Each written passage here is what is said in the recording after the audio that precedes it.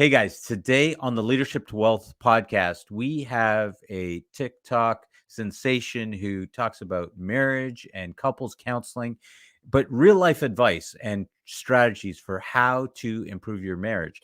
You know, he talks today about how all these things that he thought marriage was, and it really turned into a train wreck. And he'll help you with some of his advice and strategies today to how to get that train back onto the tracks and get it headed in the direction that you want to go.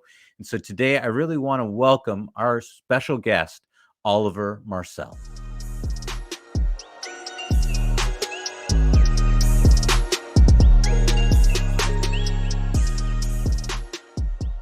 All right, guys, today on the Leadership to Wealth podcast, we have Oliver Marcelle.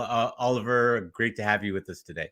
Man, it's my pleasure. Thank you for having me. I'm looking forward to this conversation. I've been kind of following some of the things that you put out, man, and so based on what I've already seen, I'm like, okay, this is gonna be good. I'm looking forward to it. Thanks.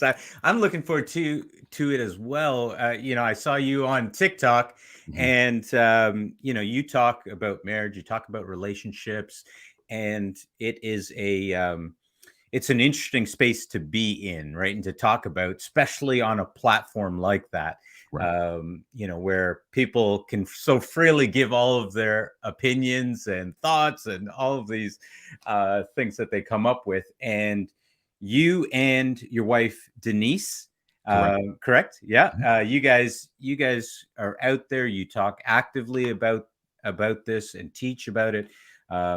And just before we go into a little bit of your background, which I'd like to find out how someone gets into relationship and marriage counseling, let me ask probably I don't know, maybe it's a loaded question. And that is, what is the biggest assumption that people make in marriage or about marriage? That's a great question. I'll start and to answer that question by a quote that somebody gave me and my wife that revolutionized the way we think about this. A guy told us several years ago, man, it's probably about maybe 15, 14 years ago, maybe. He said, people often liken marriage, getting married, to reaching the pinnacle of Mount Everest. He said, listen, bro, you have just arrived at base camp. Yeah. And then he said, think about everything that you need to do from the time you pull up to base camp to the time you even start climbing. Yeah. And then think about everything you need to do once you start climbing, the things you won't be prepared for, the stuff you thought you were prepared for, but it happened and you weren't ready. Like he said, that whole experience is the rest of your journey in marriage. So I'm thinking, because I'm gonna tell you right now, I'm thinking, oh, I'm getting married, man. We're gonna have a lot of sex. It's gonna be great, man. Hello, yeah, hallelujah. And then it was like, wait a minute, this is probably not what I don't think I signed up for for any of this other stuff, right? And so the biggest misconception I would see, just based with the clients that we work with, is that they got into this thing thinking that the decision that they made to spend the rest of their lives together would be the thing that carried them through everything. So this honeymoon is great. This party is great that we had in the reception. Everything is nice. It's beautiful. We all look good. Man, we're going to be great. Not realizing, man, you're going to have to learn something about this person. You're going to learn some things you never learned before, that you didn't know before. You're going to have to make some adjustments that you didn't think you would have to make. You're going to have to look inward and be like, wow, is this really the kind of person I am? And is this person going to be conducive to the success of this relationship? So it's so much that has to take place, man. And often we get into it just thinking happily ever after, because that's what we've been fed. But happily ever after is an assignment, man. It comes, and with every assignment comes some work. Wow. Okay. So what I just got from that is the biggest assumption that people make when it comes to marriage is that that they've reached the pinnacle, that everything's going to be great. Let's plant the flag and everyone celebrate us. Um, as opposed to realizing that, hey, now the work begins. Yep. That's it. The journey's just starting. Yeah. You're not even, I mean, for those of you that don't know anything about climbing, when you get to base camp, you're not even climbing yet. That's just the start to prepare to get ready to do the climb, right? Right. And part of it is, uh, for anyone that's a professional climber can really address this better than I can. But when you get to base camp, typically you're just getting there to acclimatize yourself to what the next phase of that journey is. Yep. And oftentimes in any serious climb, there's a couple of times where you're going to have to set up base camps just to be able to acclimatize yourself to that new elevation Exactly. and keep moving. So wow, great analogy. I love that. I Yeah. love And that. here's the thing, it's not to scare anybody. So anybody who's Yeah. listening who's like, oh my goodness, yeah, that ain't for me.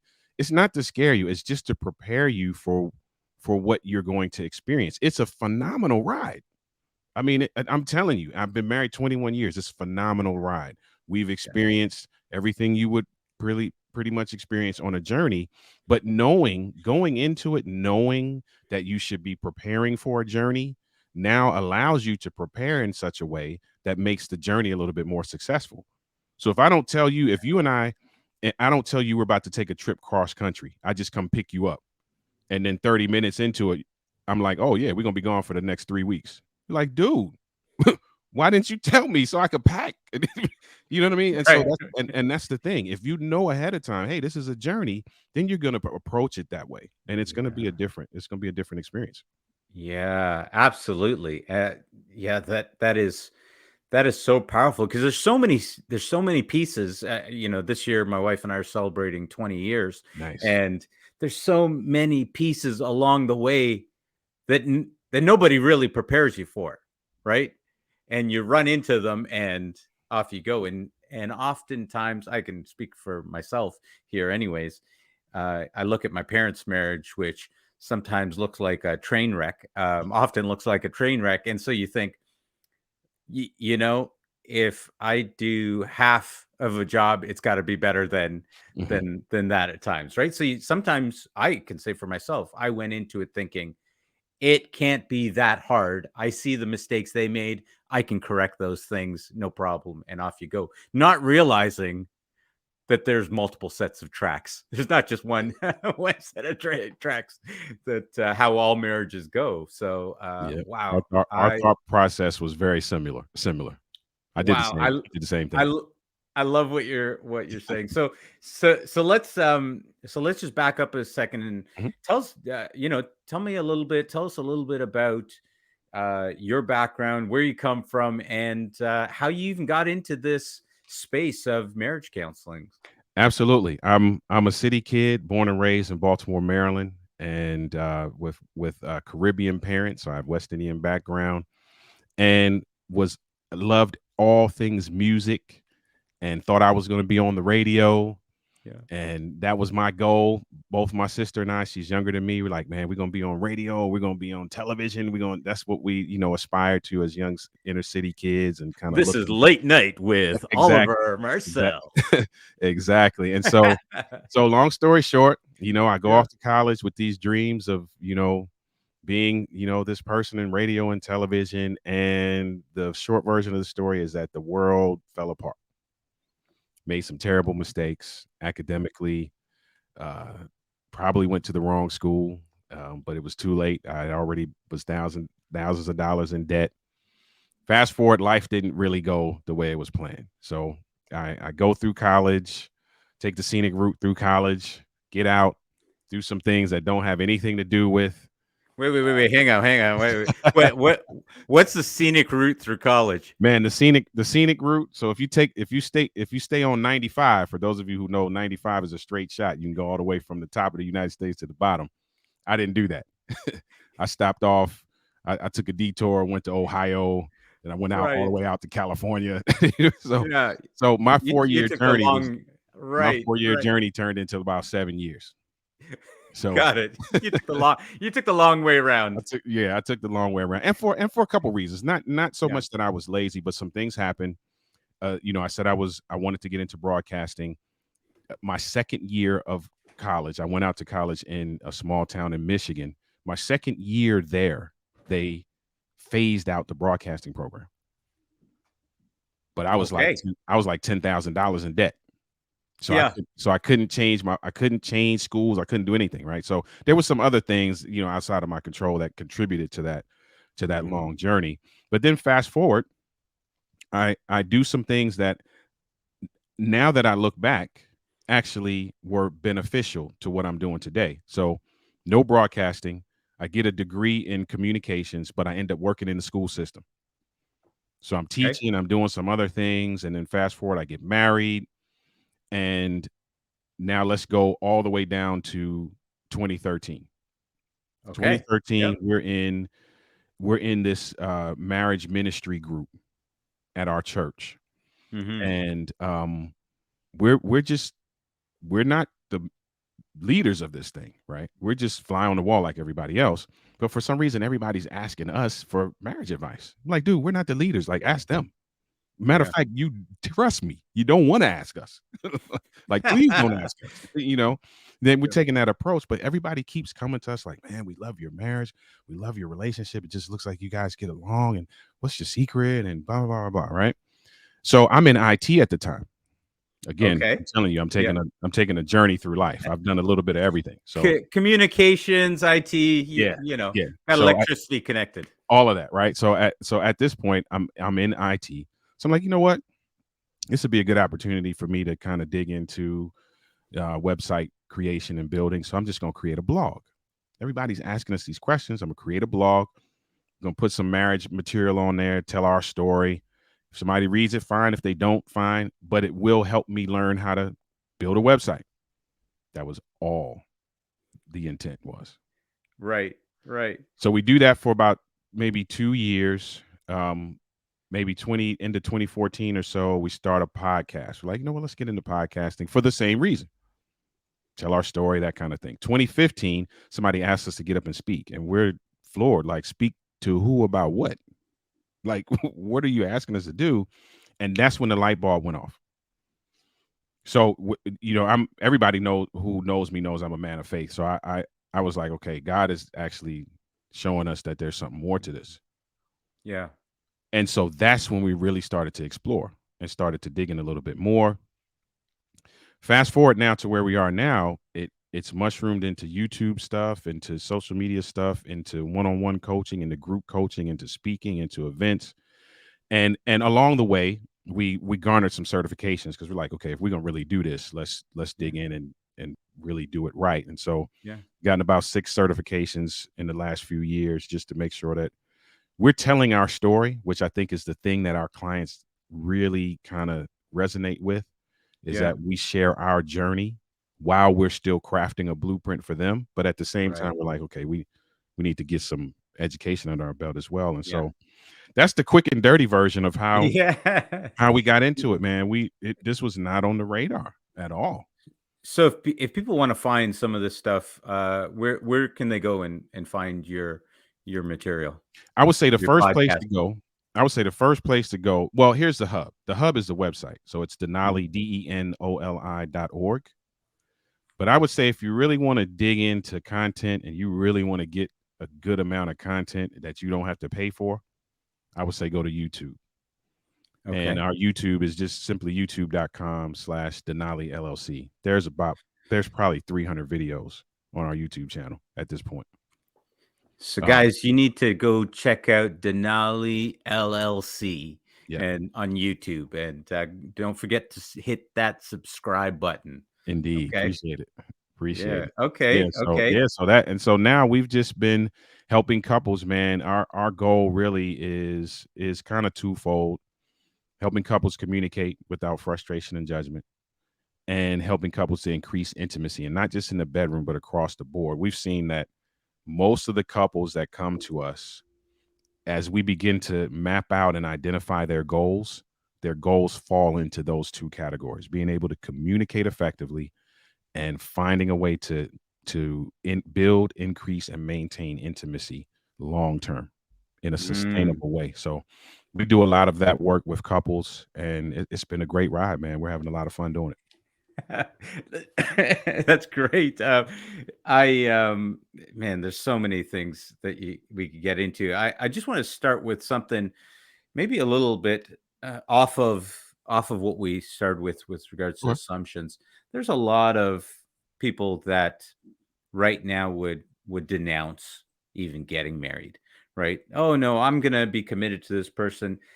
They're looking at it and they're saying, why would we even need to bother getting married? What's the difference? What does it serve? And some people will even say, listen, if you've got a brain, you do not ever want to get into a marriage. Yeah.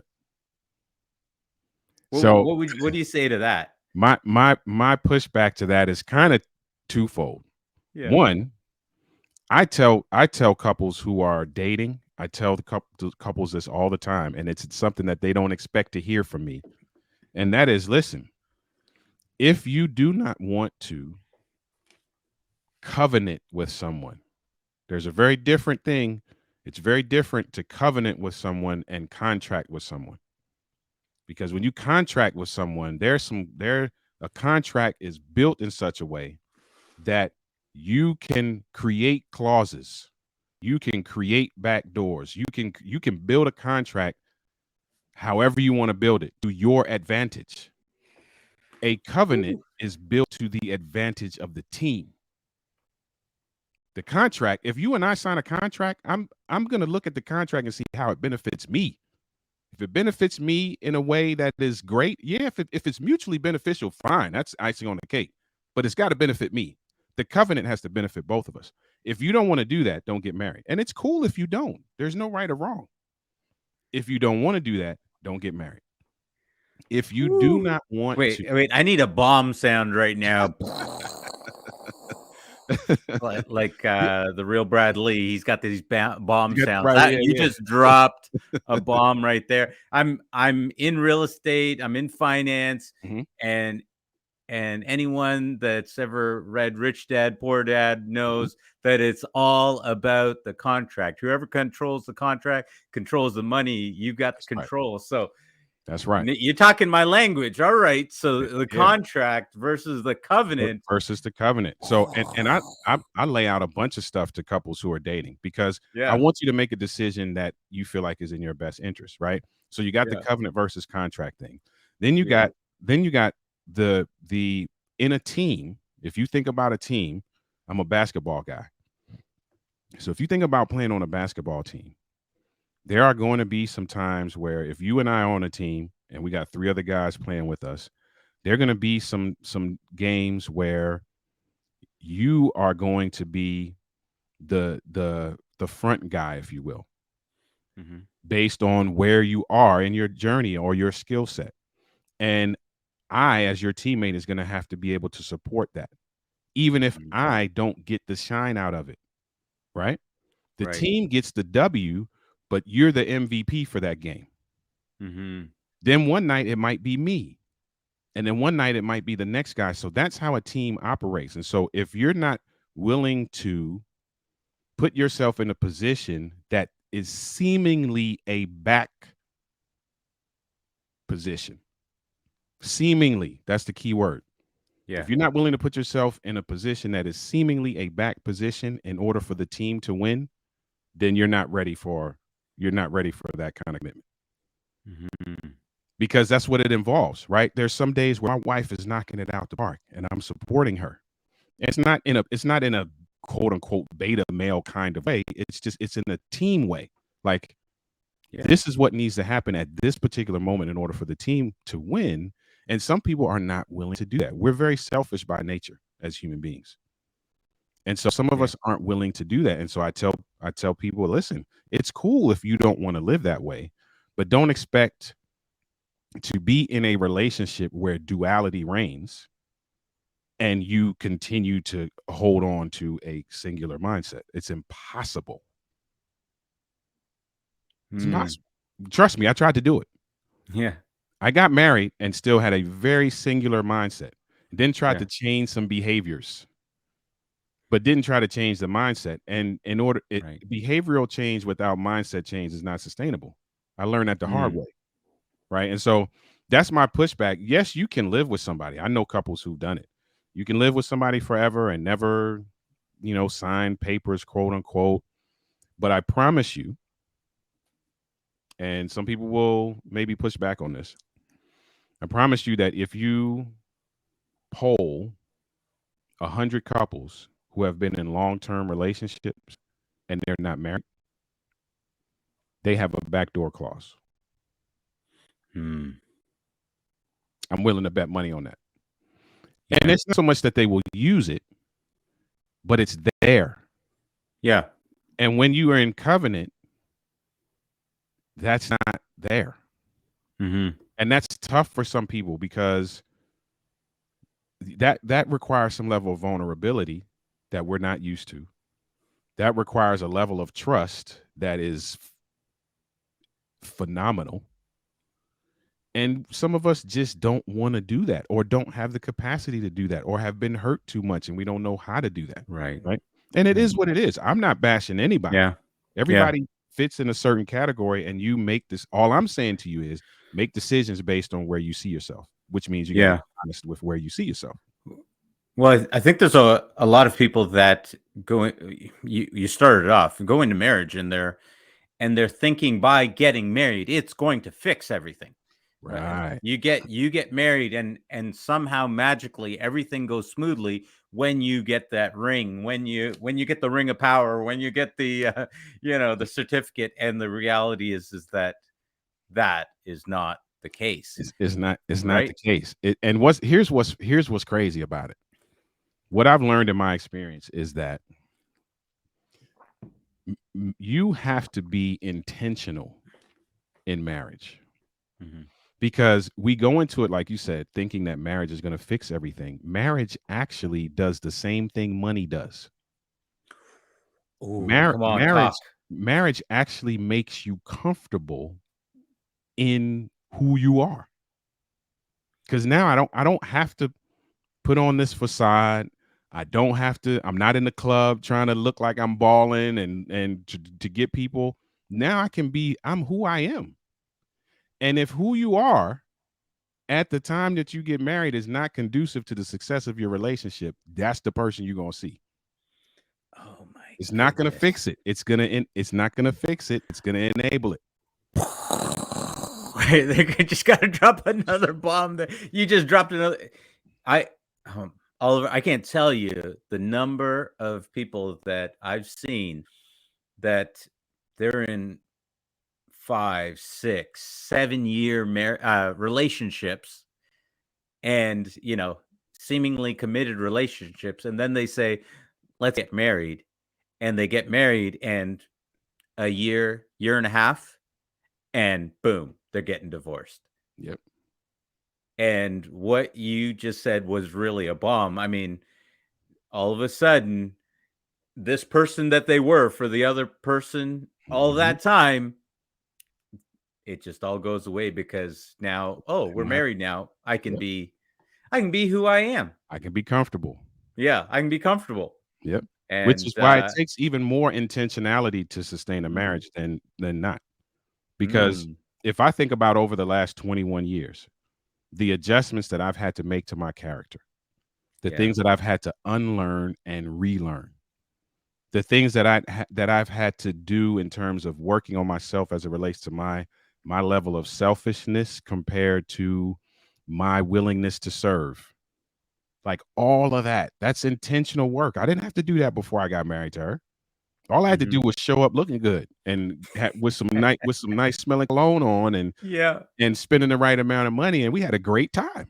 you're right, I right. didn't have to work on me. Hmm. I didn't because Yeah, the work that I did pre-marriage was just making sure I put my best foot forward. yeah, But then yeah. marriage allows you to be comfortable because I don't have to put my best foot forward for anybody, right? And that's why you'll hear sometimes coaches will say they'll take couples back to where they were in the beginning. Like, what is it that made you fall in love with this person? What is it Mm, that that drew you to this person? What were the most important emotional needs that this person was meeting, and go back and revisit that to Okay. jumpstart your relationship. Yeah. Because It, now it, that's some intentional work you got to put in. And yeah. especially if that wasn't who you are, because now the work is outward and inward. Hmm. Yeah. Do you agree with going back and relooking at that stuff? Is that I do. something that I you? do. Yeah. I think there's some benefit to going back to that, because all of it wasn't fake. Right. Right. There were some very genuine moments. There were some very genuine moments of connection. There were Yeah. some very intimate moments that were very real. And those things can be a catalyst to you finding intimacy and connection in the space that you are right now. Yeah. Yeah. What I find is that people, oftentimes couples do not allow, or they're not ready for the space that is growth, the Yeah. space that is change, the space that is maturity, right? Like Mhm. you change as people. And sometimes we have this idea that things are always going to be like they were back then. And jobs, kids, debt, all these things, they completely change who you are, Yep. and they change the complexion of a marriage and what you think it is and what you want it to be. And so oftentimes people aren't ready for that maturation process because they're thinking that it's always going to be what it was. Yep. And sometimes we're not even I've seen this too. Sometimes we're not even taught that there's going to be a maturation process. Yeah. So we're not even expecting it. So my wife Yeah. and I just joked about this the other day. Before we got married, the week before we no, it wasn't a week. It was about 3 months before we got married. We were out to dinner. And I told her, I said, "Listen, I just want you to know I'm never going to change. And I don't ever want you to change either." Now, fast forward. Had that happened, we would not be together right now. Absolutely not. Absolutely. You got me. We would Yeah. not be together. I have no doubt in my mind. If we truly stuck to our guns and I didn't change and she didn't either, nah, No. no way in the world. Yeah. So sometimes we're just not It's the taught dumbest that. thing ever. Right. Yeah. Sometimes we're just not taught that there's going to be a process. So Yeah. when we realize that something's not right, our immediate inclination is flight, because nobody told us that there was going to even be a process. They just told us you're going to meet this woman, or this man, you're going to fall in love, you're going to be on the phone, you're going to eat, breathe, sleep this person, you're never going to want to leave their side. It's just going to be, roses and happily ever after, which is how all the movies end, right off into the sunset. And man, I'm like, that sounds fantastic. Yeah. Yeah. Sign me up. I'll Yeah. take it. But then, Yeah. for some couples, not even 6 months down the road, they're like, nope, you Yeah. lied. Yes. This ain't it. Yeah. Yeah. Well, I've talked to a lot of different people about this, and one of the things that I usually, to try to explain this one, especially to guys, to dudes, I'm like, look, when you were 16, you were attracted to 13-year-old girls, 14-year-old girls. When you were 18, when you were 21, when you were 30, you were you're not still attracted to. Why? Because the moment they open their mouth, you're like, Yep. ah. Like, we understand in that extreme scenario, Mhm. and we understand that someone in that extreme scenario that's still attracted to someone that's that Right. young, well, Mhm. it's a federal offense. It's Right. illegal, right? That's an indicator. Right. And yet, and when it comes to marriage, we don't recognize that there is going to be a natural growth that occurs between each of you, Yeah, not just in the marriage, but between each of you as individuals, exactly. And you right? got to be able to craft strategy around how do you incorporate that new nuance Yeah. into the fabric of the team in a way that continues to allow you to be successful. Yeah. Okay. I want to hear what you talk about a little bit on strategy, but I Okay. want to share something that I've talked with some guys about, and with guys like, my wife is always, she's calling me at work and this and that, and I would say, and they're like, I don't get it, and I would say, you don't have to get it. Here's what you do. I want you to put a reminder on your phone, put an email or something, and I don't care if you have to automate the email, do something to send off something to her. A reminder, pick up the phone at a time that's convenient for you through the day. Pick up the phone, give her a call, and touch base with her. And then we'll talk about this in 30 days. Is Yep. usually what I Yep. tell them, because oftentimes we're trying to find out the logic. How does this thing work? Why are they always calling? Don't they understand I'm at work? Why do they want me to talk? I can't talk right now. I'm trying to do all of this stuff. And sometimes there is just things that make sense, such as strategies Mhm. in marriage. So can you talk a little bit about, when you say strategies, what does that mean in a marriage? Yeah, Like, what are we talking about? The 7 strategies for how to go from 0 to a millionaire. Now we're talking about, you you know, listen, you outlined it, right? I often tell guys because we operate as men a little differently, right? yeah, So we most men, most of us, yeah, right? You yeah, can't put everybody in a bucket, but that that's right, most of us filter things, like you said, through the lens of logic. You have women typically filter things through the lens of emotion. hmm Now, between men and women have the greater ability typically to also add a lens filter of logic. It's a little bit more difficult for men to add a lens filter of emotion. right, So now that disparity sometimes drives us apart because what seems illogical to us is merely a bid for connection on the part of our wives. right, So once we recognize that, what I tell guys is play to the end game. What is the end game? What is the result that you're looking for? I want her to be content.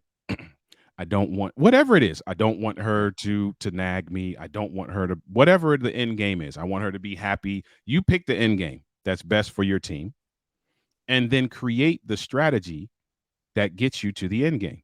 The same way you would do if you were trying to win a football game or win a basketball game. You create a playbook that puts you in a better position to actually get the W, which is the end result. So, like yeah, what you're saying, right?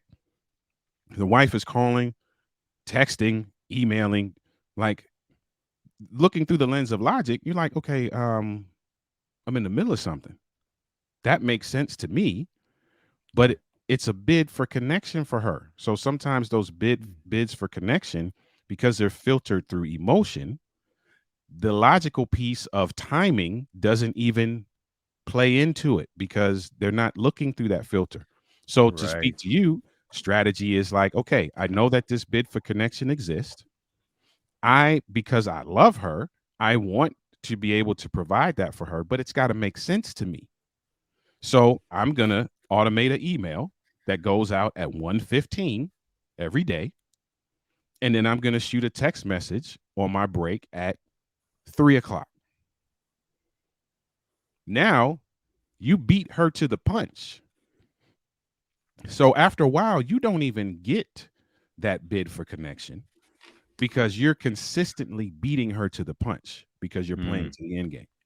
yeah, yeah. So Okay, you guys. get home at 6 o'clock and she's like, oh, babe, oh, it's so good to see you. And you're like, man, why am I getting this greeting? Because you fulfilled the bid for connection, which is Right. all she wanted to begin with. Yeah.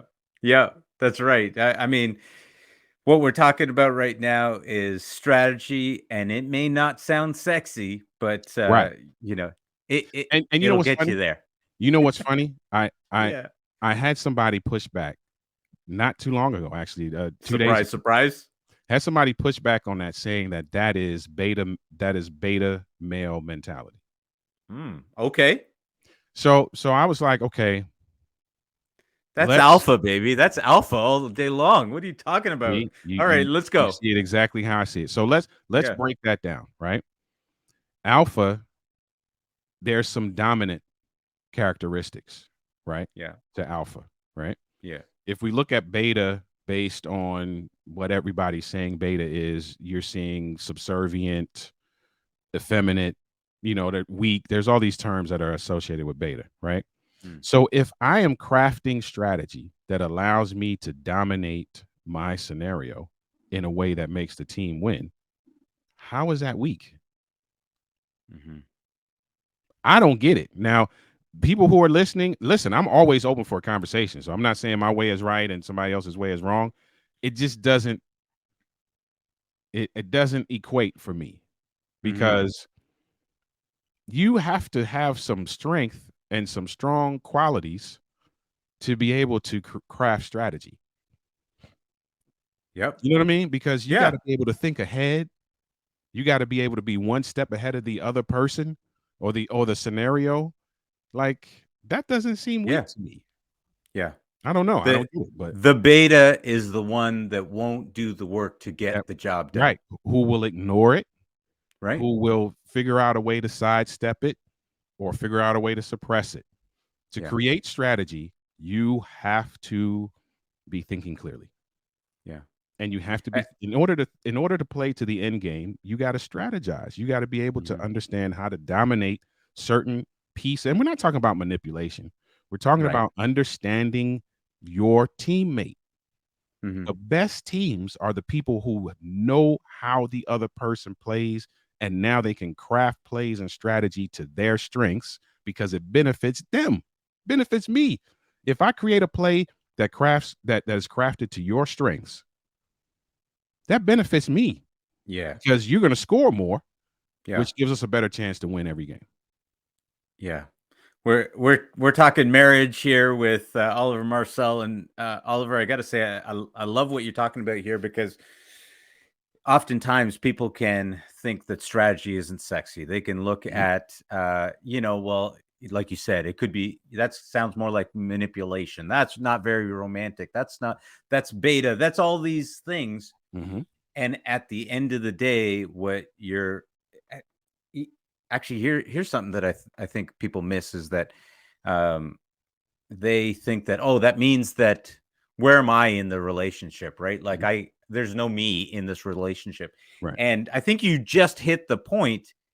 It is actually to your benefit, right? It is actually to your benefit, especially as if you look at yourself as a team, because as a team, you will move further along. You will get more sex. You will uh, achieve more financially. I mean, we haven't even gotten into that, but it's Exactly. one of the things I wanted to talk about because, Mhm. when we talk about what we're talking about is getting into how can you have an ultra successful man who builds up this business and makes all this money, but yet his marriage over here is falling apart, Right. right? If that guy's an alpha, how come that doesn't work over there? But we're talking about how to be an alpha in both of these realms, right? Exactly. Exactly. So can you talk a little bit about that? How is it that we see so many men dominate in one area of life, and then they seem to really lack in these other areas, whether it be divorces, whether it be drugs, whether it be all of these other areas that happen separate to the area that they're ultra successful in. Yeah, I would say it's because we don't apply those principles to our personal relationships. So if you Mm-hmm. think about it, some of the people who are going through the worst relationships communicate with eloquence and ease in their career. They know how to people lead. They know how to motivate the folk that they lead. or they know how to be a phenomenal individual contributor if that's the space they are in their world. But we don't take those principles and concepts and think that they apply to our personal relationships. We take couples through this all the time. They always look at me funny in the beginning, but then sessions later, they get it. Always ask our couples, what do you do for a living? And sometimes they'd be like, okay, what does that have to do with what we talking about? But don't worry. Just let me know what you do for a living. They'll Let me tell me. know. Right. They'll tell me. And then what I'll do is, as we go through and we're building out their goals, I show them what you do on your job. Let's say you're a project manager. Okay. Tell me, what do you do? Oh, well, I manage projects, and I have a team of 35 people, and we handle government contracts and whatever the case is, right? So I start asking them questions. Do you have one-on-ones with your team? Yeah, absolutely. Why? Because I need to know where they are, and I need to know how they're doing, and I need to know whether they are on track with and in alignment with the guiding principles that we've discussed and outlined for them. Okay. How often do you do that? As often as needed. When's the last time you did that with your spouse? Cricket. Cricket. Right. You know what I mean? And I think that's why we don't see the same level of success in our personal relationships, because for some reason we have not been told that these principles that work over here in the corporate space also work. The same stuff you do to build relationships in the corporate space is the same stuff you do to build relationships in the personal space. Yeah, but Oliver, you just don't get it. Look, I do that all day long. When I come home, I want to be able to relax. Trust me, we get that. Come on. I love that you said that, because we get that. And so here's what I tell them is, right? Yeah. You have to learn now how to, again, we're going back to strategy. Every guy right now, listen up, because we know that you've thought stuff like this. So here we go. We're going to drop some gold right here. Because we hear it all the time, right? So what I tell them is now, okay, think about this. In your corporate space, there are certain things that you do not do, and there are systems put in place so that you don't have to consistently do those things all the time. Why do you put those systems in place? Well, because it saves time, it increases productivity, it allows me now, it frees me up to do X, Y, Z. Okay. Do the same thing at home. So if you know now that you can't go home and have a 3-hour conversation because you just had 20 meetings today, you need to strategically, going back to your example, actually, you need to strategically place communication nuggets throughout your day. So that may mean a text message. Babe, thinking about you, man. Hope you're having a good day. Email. You mentioned email, right? So now you have already deposited into that love bank throughout the day, so that you're not having to make this lump sum deposit when you get home. Mm-hmm. And you could do that in all other areas, right? Whether it's building intimacy, and you can build intimacy in different ways. And so you have to now put systems in place, because it's not about coming home and just having an hour-long talk with your wife. Somebody can do that, and that's cool if you can do that, but sometimes your evening routine is not conducive to that. However, connection is still necessary. So if you can establish connection throughout the day by creating some system that you put in place, now you've accomplished that. And when you get home, it's just now the residual effect from the system you already put in place. Yeah. You've just increased productivity in your relationship. And there's 100, I mean, that's a simple example, but there's hundreds of ways to do that, right? Yeah. There's just, there's a ton of ways to do that. Me, when I was in the corporate space, I made a phone call every day at 12:30, almost every day, not every day, but almost. Call my wife 12:30. We have conversation. Then there were some days where I have a little bit more time, and I'd be like, all right, you know what? I'm gonna come meet you for lunch, right? Because what you're doing is you're putting a system in place. I already know that that's a bid for connection. either I'm going to be okay with fulfilling 100% of that need on the back end of the day, or I'm going to put a system in place that drips that need as needed. And now at the end of the day, us having dinner and watching one of our favorite TV shows is icing on the cake. Because But everything else. Oliver, Yes, sir. Oliver, that doesn't sound very romantic. That doesn't sound very spontaneous. True. Where's the spontaneity in the relationship? The system create this when you put the system in place, it creates space for the spontaneity. Now, if you guys are listening, I'm throwing this stuff out at Oliver, and Oliver, I love that you're taking it. Yeah, I'm absolutely. I throwing love out it, man. I'm throwing out all the stuff that I thought, all the mistakes I've made here on this stuff, Me right? too. And Right? I love that you're doing that because that's how we think. Yeah. You got to be honest about how we think. Be like, listen, Yep. I told a guy this the other day. I was like, bro, I'm gonna be honest with you. And I know that a lot of people won't tell you this, but I'm gonna be honest with you. There are going to be some things that you have to do for the success of your relationship that you're going to think is unnecessary. Mm. I'm not going to lie to you. I'd be lying to you if I told you that everything you had to do for the success of your relationship is you're going to love it. Mm-hmm. Think about being on a ball team, right?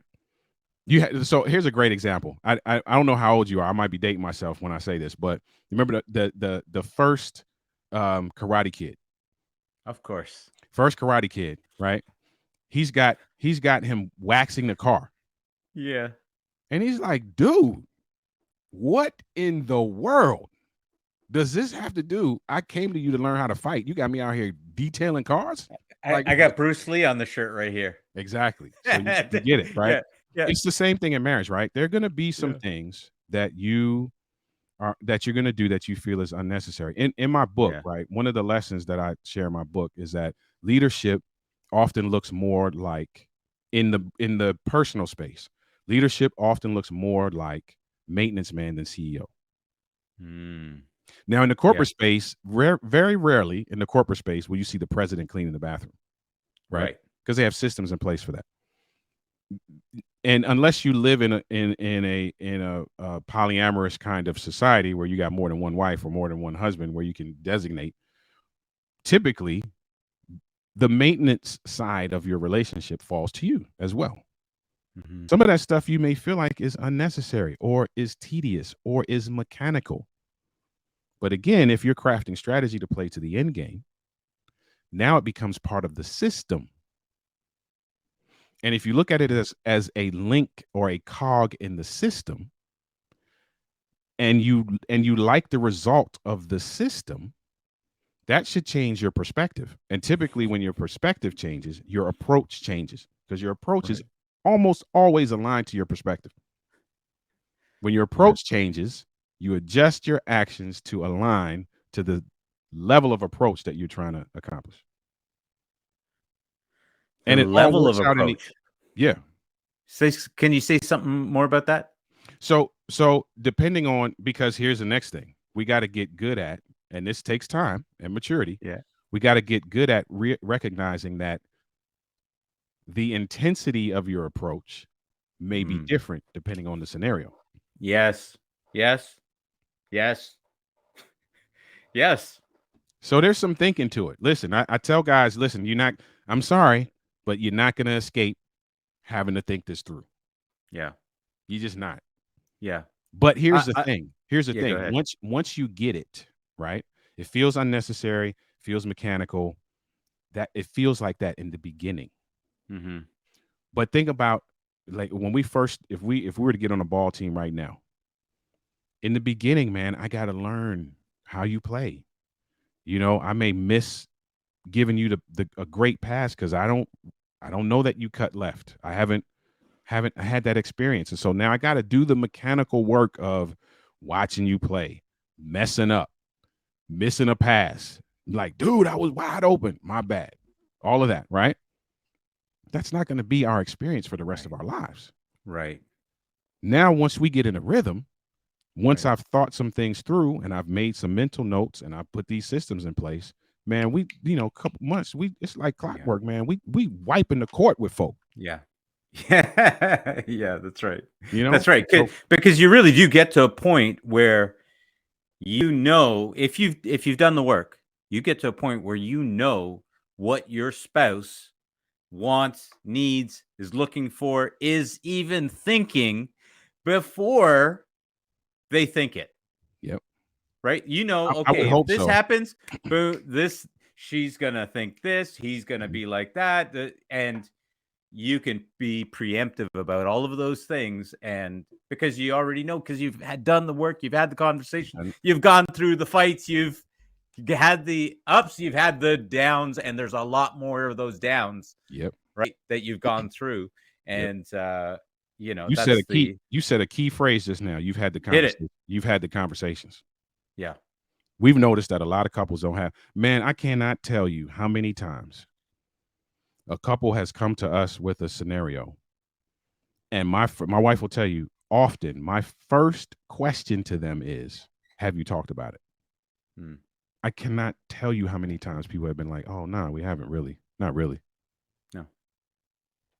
Yeah, most people had when we're growing up, oftentimes our parents don't teach us how to have these types of conversations, That's right. right? And the difficult conversations, and what happens, because we don't see them doing it often. And I know a lot of people will really say, if you're a parent, you guys need to take your arguments into behind closed doors. Mhm. And one of the things that we said, except for extreme conversations that are not age appropriate, by and large, we said we're going to have these conversations out here with the kids around, because we're not going to be cussing up one another, Right, right, right? we're right. we're going to have these conversations, we're going to disagree, and they're going to get to watch us disagree on something, Exactly. right? And so that they can learn some of these things, because quite frankly, most people don't know how to do that. They think it's supposed to just happen on its own, but you have to have those conversations. Yep. And you know what's interesting? I was going to say sad, but what's interesting about that is that we don't model that for our kids, Mm-hmm. but then we expect them to excel in business. Mm. We know how to do that in the boardroom. I know how to have a conversation. There's never been a situation where a manager has just told their team, "Hey, do whatever you want to do. We're never going to check in. I don't need to know what you're doing." Right? Yeah. Yeah, there's going to be some level of autonomy, and I get that, right? Yeah. But there's never been a scenario where you've gone to your first day of work, and the person training you is like, "Hey, listen, do whatever you feel like doing." No, Right. No. there's some standard operating procedures. There are some guiding principles. There is a training process and training period. There's a period where you got to observe and then train and execute, and you're going to get some feedback. If you and I have to discuss something that didn't go right, we had this plan in place, it didn't go the way we wanted to, nobody's just going to throw their hands up in the air. They're going to be like, "Hey, listen, I got to meet with you 3:30, man. Let's discuss some contingencies." Right? Right. We do that, but we don't teach our kids how to do it. Yeah. So how do they now become who we were in business? Mm-hmm. It's tough, right? You Yeah. have some folk that don't have the level of socialization skills that they should Yeah. have. Their approach to how to excel in business is very singular minded. I don't need a team. I don't need to work with anybody. I Yeah. can, what I'm saying? You get that, Yeah. and you can't really live that way, right? And then the Mm-hmm. flip side of that is, imagine the guy who's killing it in business right now, but whose relationship is in the toilet. Imagine if his relationship were to turn around. Yeah. How much Yeah. more effective if he's already killing it. Imagine adding the layer of reduced stress, increased mental capacity, just the overall aura of me being in control of my scenario, me being king of the castle, king of the hill in both my personal life and in my business life. That in and of itself lends to a greater sense of fulfillment, and it opens the pathway for more self-actualization and greater opportunity for self-development, which Right. which plays out in their productivity. Yeah. Absolutely. Absolutely.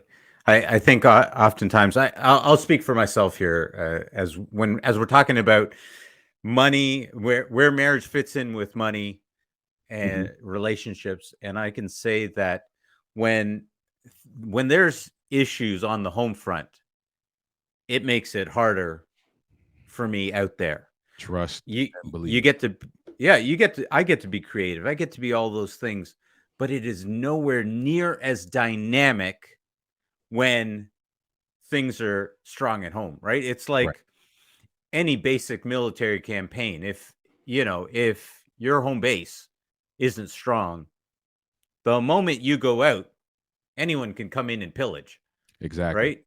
So Mhm. you've got to take care of that base You got to. before you go out. So so And how does listen, we're talk a good. little bit about that? Yeah, and so to piggyback on that, right? Yeah. Let's be clear. We're good at putting on the right face that we need to put on Yeah, yeah. in business, right? Yeah, We're good at that. So there's some people you'll never know that their situation at home is rough unless they say something, but right. there's little indicators. Mm, They might be a little bit withdrawn in a particular meeting, or they might mm, look like they're a little bit distracted in this particular, scenario, right? I'll be honest with you. I was going through something, and and here's what you don't. I'm speaking to what you don't see sometimes. I was going through something, and I would pull up to the parking lot of my building, and I sit in the car for like 15 minutes. I'm just psyching myself up because I know when I go in the building, I don't want to look a certain way that's going to ask you, that's going to make you, Neil, be like, hey, bro, you all right? I do not want to have that conversation with you, dude. So I'm going to sit in the car. I'm going to get myself together, get my game face on, and then I'm coming in ready to rock and roll. But what I've done to do that is suppress everything that's going on with me. mm. Now imagine continuing to stuff, you have a bag, you continue to stuff things in that bag. You just continue to stuff it in the bag, stuff it in the bag. At some point, one of two things is gonna happen. You're gonna run out of room and everybody's gonna see your stuff because you don't have no room to put it in the bag. Or the bag itself is going to break. Yeah, Now, not only do they see your stuff, but the scenario's broken. yeah, It's only sustainable for yeah. so long. Oh, look, you had me at hello. You had me at hello. Look, Oliver, like anyone listening, look, I can tell you that I used to come home every day when I first got married, and then shortly thereafter started having kids, and there was that adjustment. You come home after work, and now all of a sudden you've got your wife, you got kids, and they want a piece of you, Mm-hmm. and I was like, I need a minute to change gears, Yeah. right? Like, and there was no minute. Mm-hmm. And now I remember my pastor at the time saying, he's like, look, when you get home, park in the driveway and say a prayer, and then get up and go in. And so I used to do that every day. Mm-hmm. I'd stop, get in, okay, gotta say a prayer, get myself ready. Now I love what you just said, because the part that it didn't address was I I would just take and stuff whatever that that was there. Mm-hmm. Great. I prayed and prepared to go walk in the door, Right. but I didn't do anything with what was already on my plate. There you go. Right. So, man, you had me at hello, and that bag got heavier and heavier and heavier until it almost exploded. Yep. I'm sorry, it exploded. It exploded. And I actually say, by the grace of God, we're still together because Mm-hmm. we were ready to end the whole thing. And so I love what you're saying here. Now, I gotta ask, what would you say to someone that are like, look, it feels like a chore now every day I get home? Because then on top of it, you really feel like an idiot. Like, Mhm. what kind of, you know, idiot am I that I don't want to walk in the door of my house? What kind Mhm. of guy doesn't want to walk in the door of his house? Yep. Right? See his kids, see his wife. But that's how I feel. It must, and what do we come up with? I must be in the wrong marriage. Like, Exactly. this is This is not not right. right. I did, Mhm. you know. So, can you say anything about that? And because I realize at the same time I can speak to this, but if you could speak to this, when you walk in the door, you also can't just empty out the. Let me just be transparent and empty out the bag Right. here. Right. Just Exactly. dump everything right here, and then let's get into it. Exactly. Yep. Yeah. And here's the thing. I'm working with a couple right now, actually, who's kind of going through something similar. So you have to be honest. Hmm. That takes some vulnerability, but you have to be honest. You said something key just now. You cannot attempt to practice something in the midst of the thing that you're trying to figure out. So Hmm. if going back, I do a lot, you're going to get a ton of sports analogies. So if we're on a basketball team, we had formed that team today. Our first game cannot be against the Houston Rockets. Right. It's going to be tough to practice in the midst of a real game like that with Right. professionals, right? Right. So often what happens is we end up being assertive in our communication when we get frustrated. So it's built up. This bag is heavy. I walk in the house and boom, I spray the whole place down. That's not the time to do that, right? You have to now have exactly. You got to now have a conversation. Anybody in the way, look out. Right.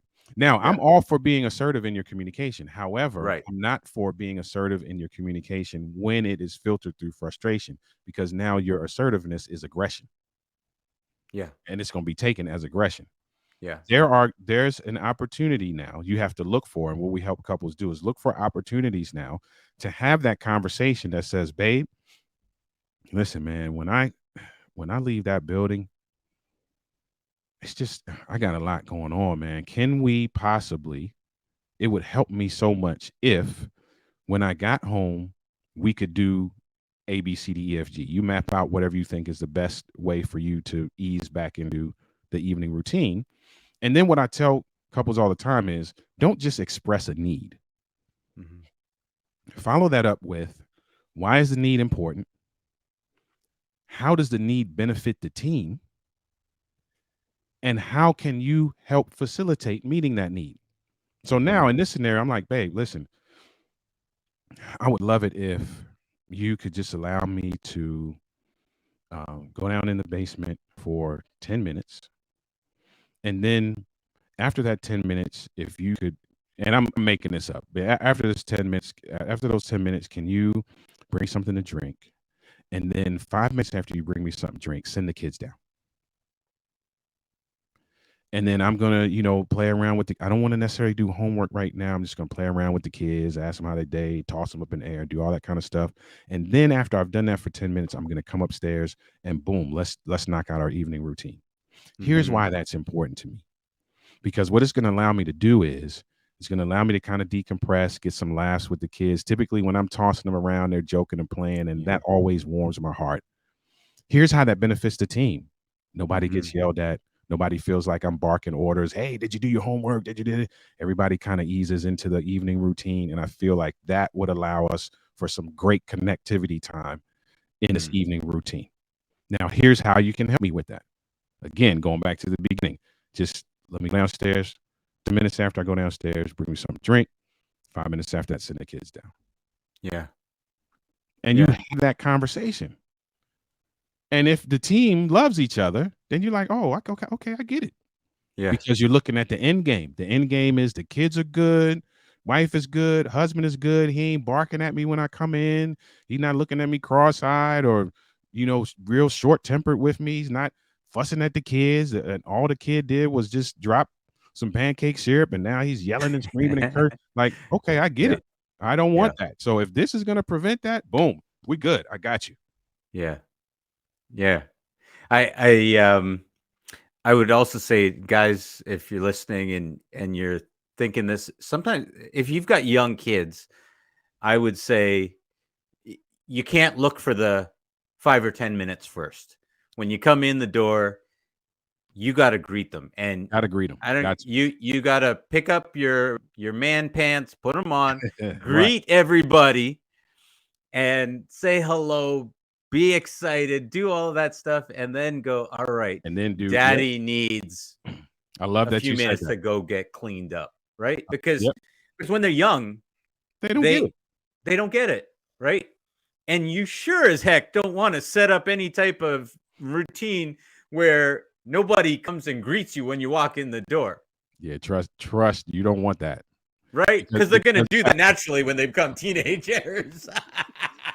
That's right. You're Right? gonna regret that.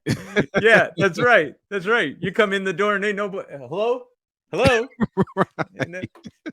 Is anyone home? Yeah, I'm over here. Yeah. Yep, so exactly. And that's good too. And you spoke to something that's very key, right? Yeah. There is a part of this that really requires you to just do what you got to do. Let's just call it what it is. There's a part of this that requires you to just do it. Yeah. That's welcome to being an alpha. Yeah. I had to tell a guy the other day. I was like, bro, did you hear what your wife just said? She just literally outlined an entire bid for connection. Yeah. Bro, like, just do it. Yeah. Like, there's nothing you can push back on right now. Just do it, bro. Yeah. Like, if she wants you to do this thing or spend this time with her or do this act, man, just do it, bro. Like, what's the like, what is the alternative? And this is what I asked him. I said, what is the alternative? Mm-hmm. That's the question one. Question 1B of that is, are you cool with the alternative? Mm. If you're not cool with the alternative, then bro, just do it, man. Yeah. It's not going to kill you. It's actually going to benefit your relationship. Just do it. We're going to have a part B conversation where we talk about how to have more sex than you know what to do with. Oh man, yeah, right. I love to have that conversation because we didn't get into like all of these things. You and I may know that these things all create all of that opportunity. Absolutely. We didn't really talk about that. So we'll have to do a part B on how to have more sex than than you can possibly want. Let's do it. But Oliver, tell me, so what are you guys working on? Just as we wrap up here, what are you working on? What's next for you guys and the whole show? Man, so what we're trying to do now, what we're attempting to do is just get the word out. So we're doing a lot of stuff on YouTube. Yeah, I'm pretty active now on TikTok. Denoli LLC. Denoli LLC on all of our social media except for TikTok is Denoli LLC. That's going to change. I think I'm going to change TikTok to Denoli LLC. My TikTok is actually my name, Oliver C. Marcelle. Right. Yeah. But we just trying to get the word out now because we want to do some more speaking engagements. We're speaking to a church about intimacy coming up this weekend. I'm in the men's space, so we didn't talk a whole lot about what I'm doing in the men's space, but I wrote a book for men, and so I'm really attempting to get heavy in that space, doing some speaking engagements in May and in June that are just geared towards men. So that's going to be great. I'm doing a book study right now, and there'll be more of that coming. I'm doing a book study where I'm taking 18 guys chapter by chapter through the book. Oh, wow. Almost like a group coaching experience that we're doing. Wow, love it. Yeah, there'll be more of those. So just, follow me, and stay connected with me to see what I'm doing. But that's what we're doing, man, putting the word out. And we are here, man, to help and assist and go along for the journey with you, man, because that's what it's about. Yeah. It's not just about pointing in the direction of where you should go, man. We're going to jump in the car with you. So, yeah. Guys, don't wait. You're listening right now. Do not wait till something goes wrong in your relationship, in your Man, that's marriage. Go check this man out. Go check him out on TikTok. You only have to deal with a minute at a time if you that's want right. to do that, That's or go right. check him out on YouTube. And and just get sort of a framework, get some ideas, get an injection of new ideas Yeah. into your space and into the space of relationship and marriage. And Oliver, thank you so much for coming on and sharing all of this stuff. It really I think it's really important, especially oftentimes I'm talking finance, Mhm. but we're talking leadership. And without, let's be honest, it doesn't matter how much money you have. There is no such thing as wealth if you don't have that connection, if you don't have love around you, and if you can't make that work, what good is all that money, right? You So said it. You I said it. love what you guys are putting out there into the world, and I thank you so much for coming on the show today.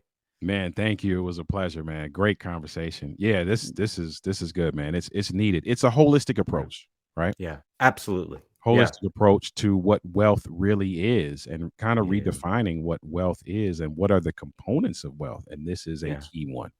yeah, absolutely, absolutely. All right, guys. Well, that's another episode of the Leadership to Wealth podcast. We'll see you guys again on behalf of myself, Neil D'Souza, and our guest today, Oliver Marcelle. We'll see you guys next time.